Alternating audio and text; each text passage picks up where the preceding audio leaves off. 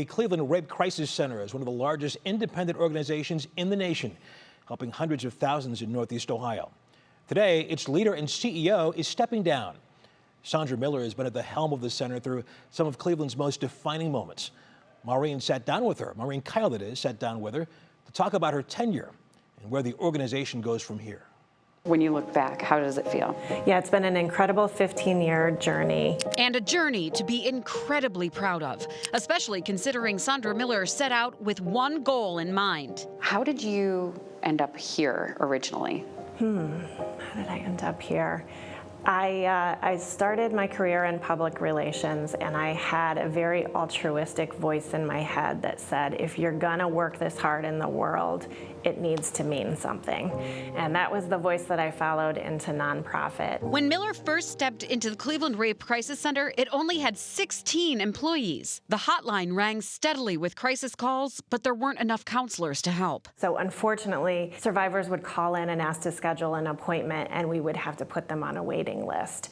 And we all felt like this is not how a crisis center should be. She says demand was 5 times what they could handle. And even though the center started to grow, a few major news events really broke the silence and the stigma. On an incredible night in Cleveland, a night where you can truly believe that miracles really do happen. In moments like the Cleveland Miracle, or also when Cleveland was in the international spotlight because of the Anthony Sowell case, there were a few things that happened in a short sequence of time that really put Cleveland on the map. Then in 2017, a simple hashtag trending on social media opened the floodgates. It was the breaking of the Me Too movement. That dramatically transformed how people and survivors think about and talk about sexual violence. Miller says phones started ringing off the hook and never stopped. When we opened new offices in Northeast Ohio, when we opened one in Mentor in Lake County, I remember getting a voicemail from a woman. She called me in the middle of the night, and I think she did that on purpose because she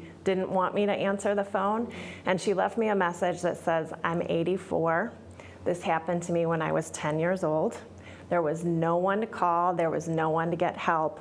I'm so glad you're here for the rest of this community. When you look back at an overall 15 years, do you think about all of the women that you've helped throughout Northeast Ohio? Some of my favorite moments here in the last couple of weeks are notes that I've received from survivors who have said, it's because I met you at this event, you gave me the courage to come forward. My life is different now because of Cleveland Rape Crisis Center. But the magic of Cleveland Rape Crisis Center is really the impact we have on one survivor who decides today's the day I'm gonna get some help. Since taking over as CEO in 2013, Miller was integral in expanding the Cleveland Rape Crisis Center to 4 counties, helping roughly 10,000 people each year get the counseling they needed. It is tough work. It's tough work for every single person who works at Cleveland Rape Crisis Center. As Miller passes the baton, in her words, she knows the strides she made weren't easy, but she's confident her team will continue her mission to make Northeast Ohio a better place. They're going to have new ideas, bigger ideas, take Cleveland Rape Crisis Center to the next level, and the time is just right. The season is just right for that change to happen. Sondra Miller will stay on in an advisory role, but says she wants to take this summer to spend time with her family